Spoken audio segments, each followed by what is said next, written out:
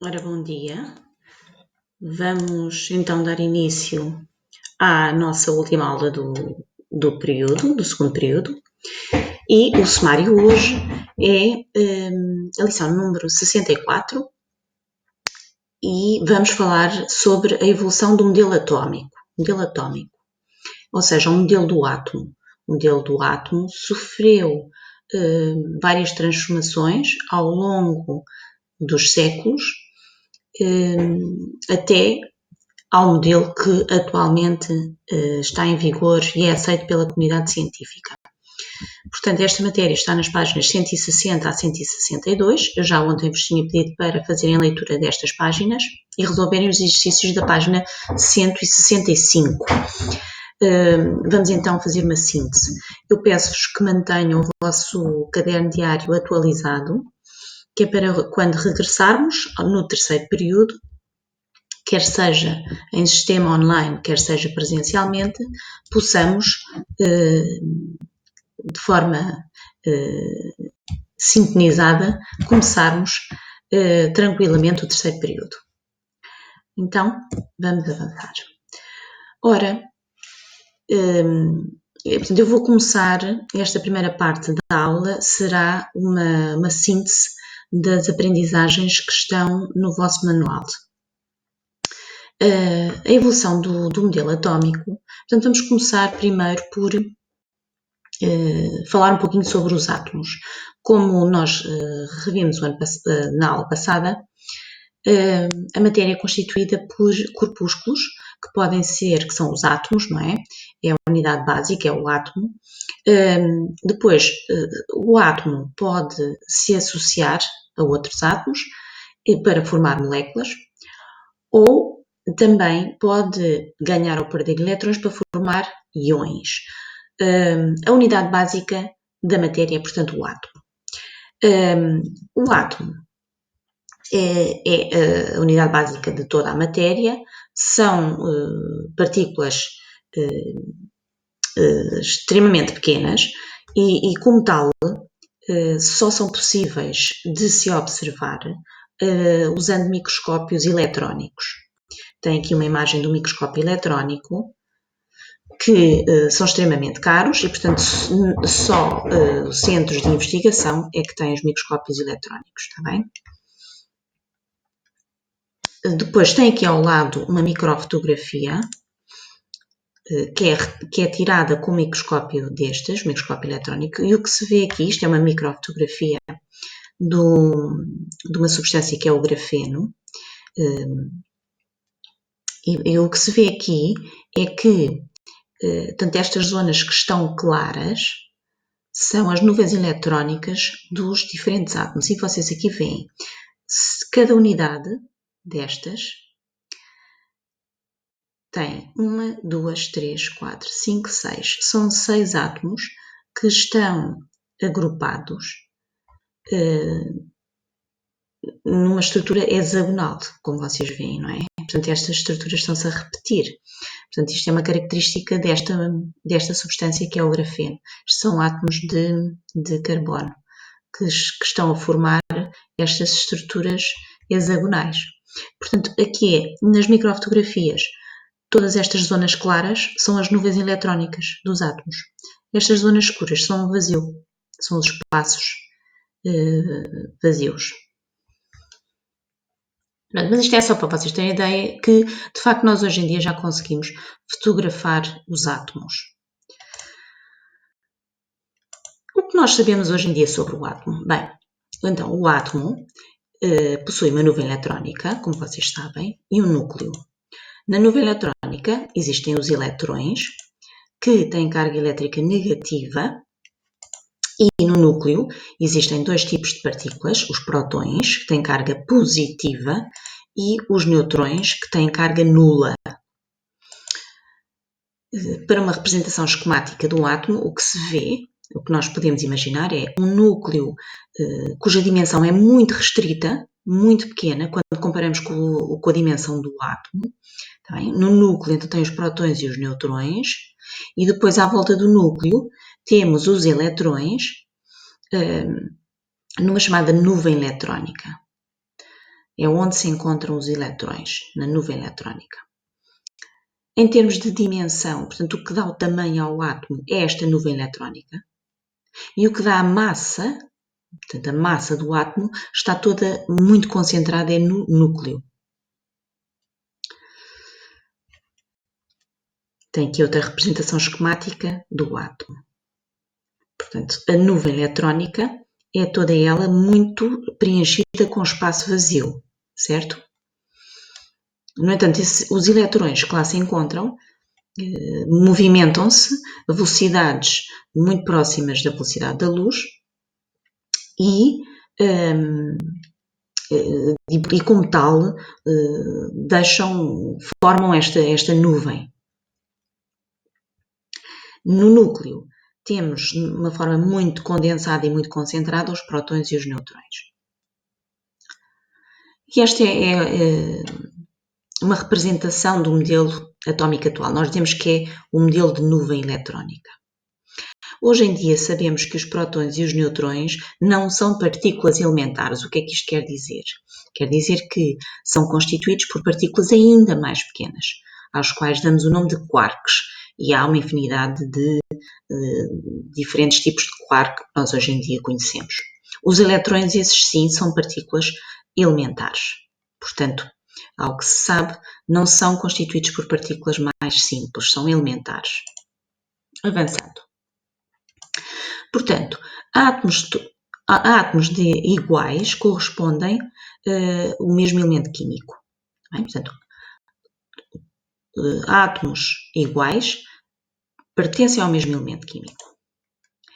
Eles representam-se por um símbolo químico que vocês conhecem, que estão representados na tabela periódica.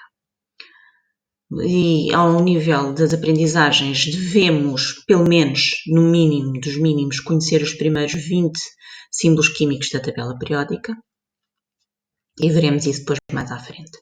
Também já foi uma aprendizagem feita no 8º ano. Então, portanto, tem aqui os símbolos químicos de alguns elementos. Normalmente o símbolo químico representa-se pela primeira letra do nome do elemento, ou então a primeira seguida de uma outra letra minúscula. Portanto, sempre que vocês veem, imaginem, numa fórmula química 2 letras maiúsculas seguidas, significa que são 2 elementos diferentes. Sabemos também que num átomo o número de prótons é igual ao número de eletrões, certo? E só assim é que os átomos são eletricamente neutros, como vocês sabem. Temos aqui uma tabela que não é retirada do vosso manual, é de um manual mais antigo, mas ainda assim é muito informativa. Então, temos as 3 partículas subatómicas, são chamadas subatómicas porque são mais pequenas do que o átomo. Subatómicas. Então, a primeira partícula subatómica a ser descoberta foi o elétron. Foi descoberta por Joseph Thomson.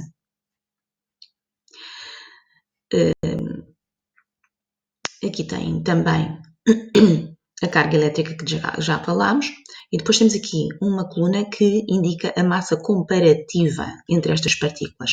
Portanto, vejam, a massa do elétron é cerca de 1830 vezes inferior à massa das outras 2 partículas subatómicas. E foi precisamente esta questão que fez despertar nos cientistas a ideia de que possivelmente o elétron era uma partícula elementar, que se veio comprovar que sim, que é, e que as outras 2 partículas poderiam ser constituídas por ainda outras partículas mais pequenas. Depois tem aqui a localização. Mais tarde, em 1914, Ernest Rutherford, também um inglês, descobriu o próton. Descobriu que a sua localização era numa zona muito restrita do átomo, à qual nós damos o nome hoje em dia de núcleo. E só depois, mais tarde, em 1932, por James Chadwick, é que se descobriu o nêutron. Esta partícula foi mais difícil de encontrar, de descobrir, porque a sua carga elétrica é nula. Logo interage pouco. Então, nós sabemos hoje em dia que a massa de cada átomo está praticamente concentrada no seu núcleo. Tá bem? Porque é lá que se localizam os prótons e os neutrões, que são as partículas com maior massa.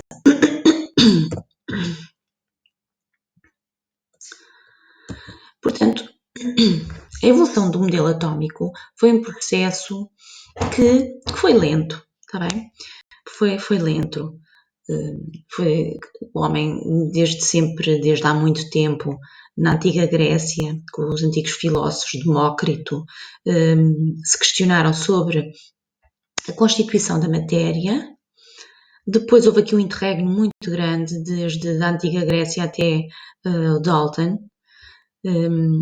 Só depois então é que se começa a aprofundar e a fazerem-se estudos no sentido de desenvolver os nossos conceitos sobre a composição do átomo.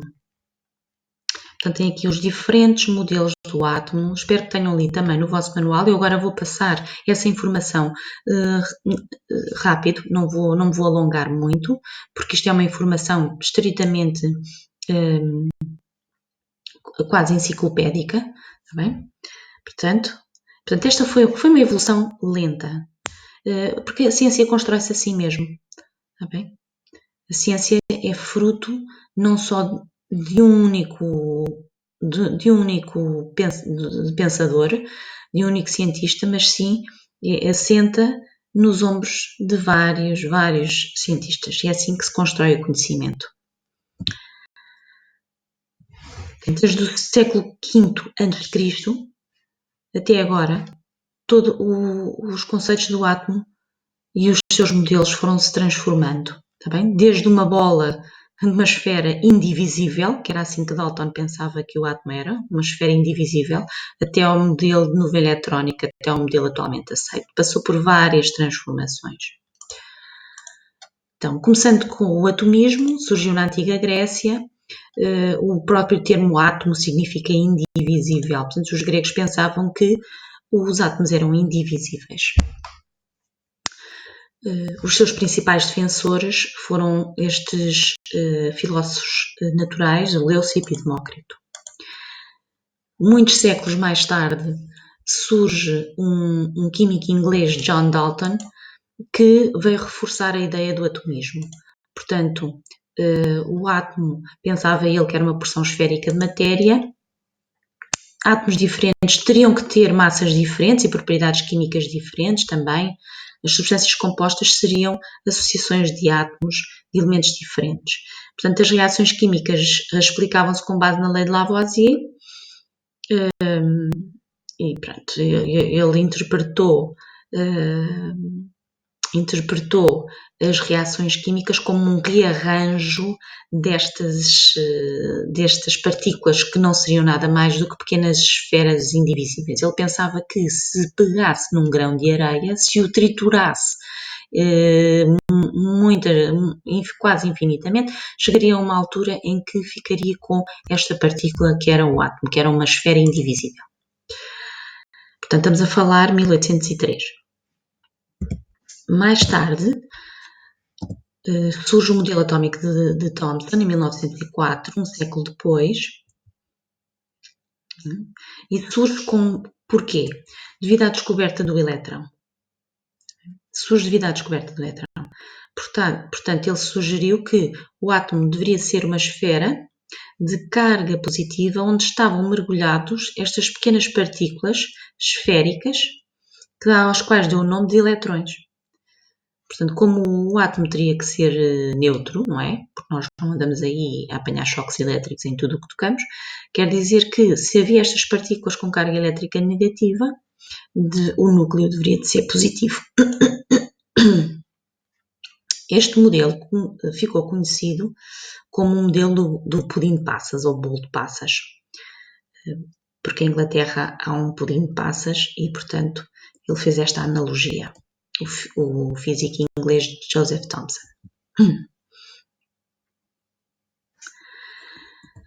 Em 1911, acontece uma experiência muito famosa, que é chamada a experiência de Rutherford. Okay? Então, a experiência de Rutherford explica-se da seguinte maneira. Portanto, ele colocou uma fonte de partículas alfa Essas partículas alfa são partículas que eram, na altura, portanto, essa fonte de partículas alfa eram bombardeadas contra uma película muito fina de ouro, de átomos de ouro. Imaginem uma folhinha de ouro, como se fosse papel de alumínio, mas feita em ouro. Portanto, é constituída por átomos, todos eles iguais, de ouro, certo? Então, estas partículas alfa, que são carregadas com carga elétrica, atravessavam, não é? O objetivo era fazê-las atravessar ali aquela fina película de ouro. E depois, atrás dessa fina película de ouro, ele colocou um ecrã. Um ecrã que ficava luminescente quando era bombardeado com partículas dessas partículas partículas alfa quando atravessavam a folha, percebem? Portanto, as partículas de alfa, a sua trajetória era desta fonte de partículas, não é? Em direção à folha de ouro e depois muitas delas iriam atravessar, ou não. Pronto, o que ele verificou foi que, efetivamente, surgiam muitos pontos de luz aqui neste ecrã, por trás. Portanto, vejam esta imagem aqui. Ele concluiu que muitas das partículas conseguiam atravessar a folha de ouro sem se defletirem, sem se desviarem. Algumas eram projetadas para trás e outras eram desviadas do seu caminho. Portanto, isto levou a concluir que esta película de átomos de ouro tinha muito espaço vazio. Então quer dizer que os átomos de ouro eram muito cheios de apenas espaço vazio, porque as partículas alfa eram capazes de atravessar, muitas delas eram capazes de atravessar a folha de ouro sem se desviarem. Apenas outras se desviavam, seriam aquelas que estavam muito próximas de uma zona do átomo que tinha a mesma carga que as partículas alfa. E atenção, as partículas alfa tinham carga elétrica positiva e por isso é que ao aproximarem-se do núcleo dos átomos, elas eram defletidas por cargas opostas. O que é que acontece? Afastam-se. Algumas mesmo colidiam com zona muito próxima do núcleo, não é? E então eram mesmo projetadas na direção oposta. Mas a maioria, um grande número, conseguia atravessar sem se desviar. Significa que os átomos eram quase só espaço vazio. Então, das conclusões da experiência, surgiu então o modelo que dizia que o átomo era constituído por um núcleo atómico onde estavam cargas positivas e que à volta desse núcleo então rodopiavam os eletrões e que estes eletrões se encontravam numa nuvem, mas a nuvem era quase só espaço vazio. Portanto, o modelo atómico de Rutherford está aqui descrito ponto por ponto. Em 1913 surge o modelo de Bohr. Portanto, começaram então a questionar. Então, mas como é que os eletrões se movem em torno desse núcleo? Então, este modelo sugeria que os eletrões se moviam em órbitas fixas à volta do núcleo, está bem? Como se fossem os planetas à volta do Sol. Os eletrões que descreviam órbitas de maior raio tinham maior energia. Isto aqui também era um ponto importante. Portanto, quer dizer que estes eletrões que estavam mais afastados no núcleo tinham mais energia, eram mais energéticos.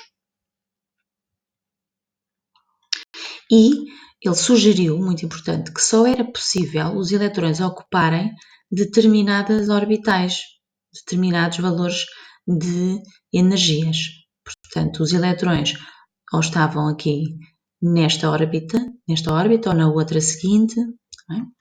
Quanto maior a órbita, maior o número de eletrões que era possível circular.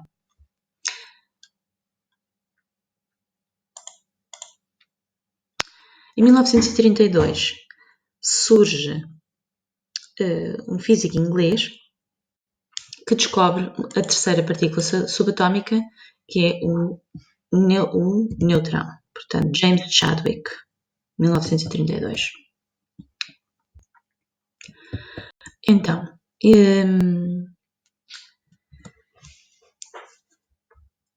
o modelo de nuvem eletrónica. Este modelo surgiu mais tarde, é um modelo atualmente aceite pela comunidade científica também. É um modelo que sugere que então, de facto, os prótons e os neutrões se encontram no núcleo, numa zona muito restrita do átomo, que à volta do núcleo existem os eletrões na nuvem eletrónica, mas nós sabemos atualmente que os eletrões não circulam naquelas órbitas fixas e bem definidas, sugerida pelo modelo anterior, mas sim em zonas de probabilidade. Tá bem? Portanto, nós só conseguimos prever a probabilidade dos eletrões existirem na nuvem eletrónica numa determinada zona. São chamadas as orbitais. Este modelo é depois estudado no ensino secundário. Portanto, o modelo que nós vamos utilizar vai ser o anterior, vai ser este, o modelo de Bohr, para explicar o movimento dos eletrões. É um modelo mais simplista, mas para o nível do nono ano é suficiente. Mas nós hoje em dia sabemos que o modelo atualmente aceito é o modelo de nuvem eletrónica. Em vez dos eletrões se moverem em órbitas fixas, eles movem-se em zonas de probabilidade chamadas orbitais, naquela nuvem eletrónica. O modelo atualmente aceite. Está aqui representado. Portanto, isto são os eletrões, vocês aqui veem estes pontinhos, são os eletrões. Não são bem, são as zonas de probabilidade onde encontrar um eletrão, tá bem? Isto representa as zonas de probabilidade de encontrar um eletrão. Quanto mais próximo do núcleo, maior é a probabilidade de o encontrarmos, porque o núcleo é positivo, o eletrão é negativo, portanto, é natural que exista mais probabilidade de encontrarmos um eletrão mais próximo do núcleo. Este modelo foi aperfeiçoado por Ernest Schrödinger. Bem? Aqui tem a descrição de todos dos corolários deste modelo. Cada átomo é constituído por uma pequena zona central de dimensões muito reduzidas, o núcleo atómico. Depois, o núcleo atómico tem carga elétrica positiva, onde existem os prótons e os neutrões. Os eletrões ocupam o espaço à volta do núcleo, numa zona com carga elétrica negativa, que é a nuvem eletrónica. Em geral, os eletrões de cada átomo não têm todos a mesma energia, só determinados valores de energia que são possíveis. Os eletrões mais afastados do núcleo são os mais energéticos. Nós não falamos, neste modelo não se fala de órbita e sim de orbital. É uma zona do átomo onde existe maior ou menor probabilidade de encontrar um eletrão. Portanto, aqui tem, por exemplo, são 4 átomos diferentes. Aqui tem apenas uma orbital. Aqui já encontramos 1, 2 orbitais. Aqui encontramos 1, 2, 3. 1, 2, 3, 4. Quanto maior a densidade de pontinhos, significa que é uma zona de probabilidade de encontrar eletrões, está bem? São os tais orbitais.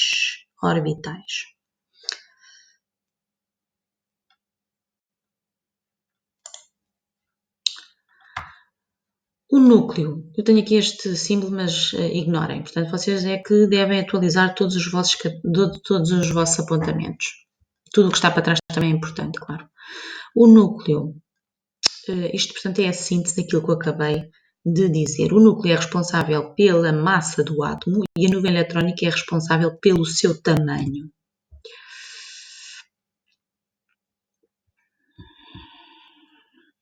o núcleo, a sua carga é dada pelo número de prótons, a nuvem, a sua carga elétrica é dada pelo número de elétrons. A representação da nuvem eletrónica de um átomo é a forma de nós visualizarmos a probabilidade de encontrar o elétron em torno do núcleo. Quanto mais próximo do núcleo, maior é a probabilidade de encontrar o elétron.